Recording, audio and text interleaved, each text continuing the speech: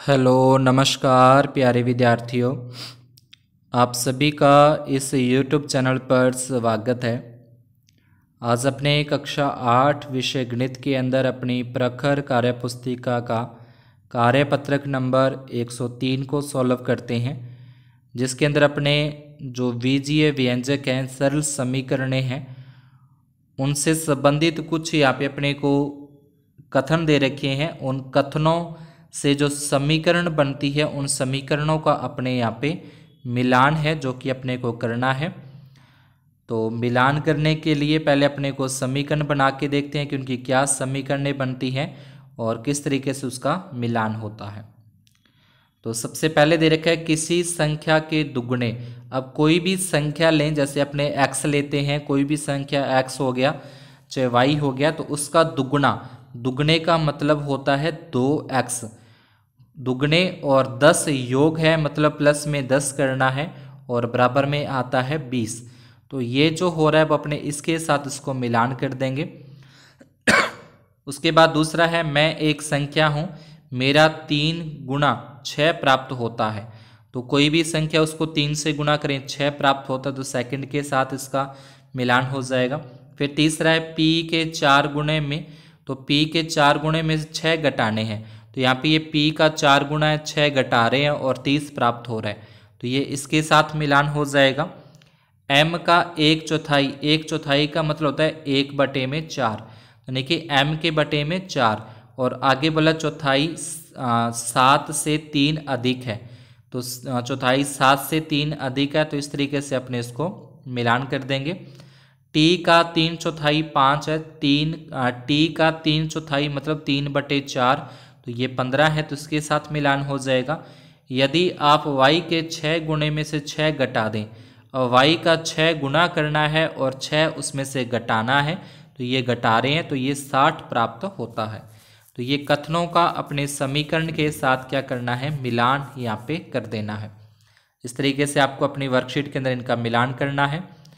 फिर आगे सेकंड प्रश्न के अंदर एक कक्षा में x बेंच है, एक कक्षा है उसमें x बेंच है, एक बेंच पर 4 बच्चे बैठते हैं।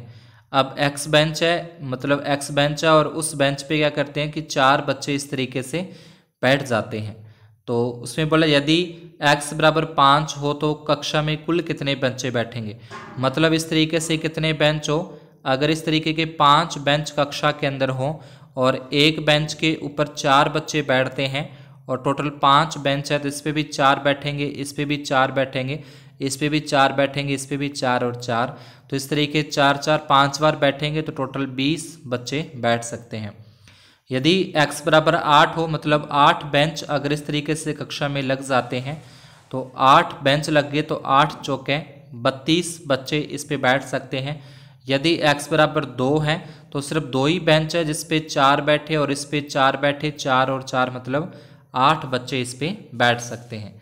तो ये अपने को अपनी वर्कशीट के अंदर फिल करना है। फिर तीसरा पॉइंट है लक्ष्मी के पिता की आयु लक्ष्मी के आयु के 3 गुणे से 4 वर्ष अधिक है।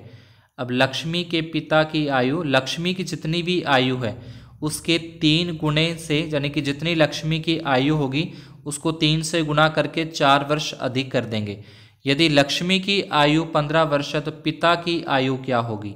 अब लक्ष्मी की आयु जितनी भी है उसके 3 गुणे से 4 अधिक है, तो लक्ष्मी की आयु है 15, उसके पिता की आयु 3 गुना और 4 अधिक है, तो 15 3 45, 45 और 4 प्लस करेंगे तो उसकी आयु यहाँ पे हो जाएगी 49 वर्ष। तो यहाँ पे लिख देंगे पिता की आयु, इसके आगे अपने को लिख देना है पिता की आयु, तो ये आगे बराबर का निशान लगा के आपको लिखना है। चौथा प्रश्न है वह कौन सी संख्या है जिसका 6 गुना प्राप्त करके प्राप्त गुणनफल में से 6 घटाने पर 7 प्राप्त होता है। यानी ऐसी कोई संख्या जिसका 6 से गुना करके प्राप्त गुणनफल में से 5 घटाने पर 7 प्राप्त होता है। तो वह संख्या एक बार अपने x मानते हैं, x को 6 से गुना करके, तो जो भी इसका प्राप्त गुणनफल है में से 5 अगर अपने घटाते हैं तो 7 प्राप्त होता है। तो ये एक समीकरण बनती है कि 6 गुना करके 5 घटाने पर 7 आता है, तो वो संख्या अपने को बतानी है। तो ये जो माइनस के 5 है वे इधर जाके प्लस के हो जाएंगे, देखिए माइनस की संख्या वो जाके प्लस की हो जाएगी। तो इसका उत्तर हो जाएगा 7 प्लस में 5, और ये 6 जो गुना में है, गुना वाली संख्या आ जाएगी भाग में। इसको अपने जोड़ें, 7 और 5 होते हैं 12, 12 में अगर 6 का भाग देंगे तो अपने पास आ जाएगा 2, यानी वह संख्या 2 है जिसको 6 से गुणा करें, 6 से गुणा करने पर यानी कि 12, 12 में से 5 घटाएं तो 7 प्राप्त होते हैं। तो ये अपना आंसर क्या आ जाएगा, वह संख्या आ जाएगी 2 आ जाएगी। तो आज की क्लास में अपने इतना ही। ये जो अपना कार्यपत्रक 103 यहाँ पे कंप्लीट होता है। अगर आपको सवाल समझ में आए हो तो वीडियो को लाइक, और चैनल पर नए हैं तो चैनल को सब्सक्राइब जरूर करें। धन्यवाद और शुभ दिन।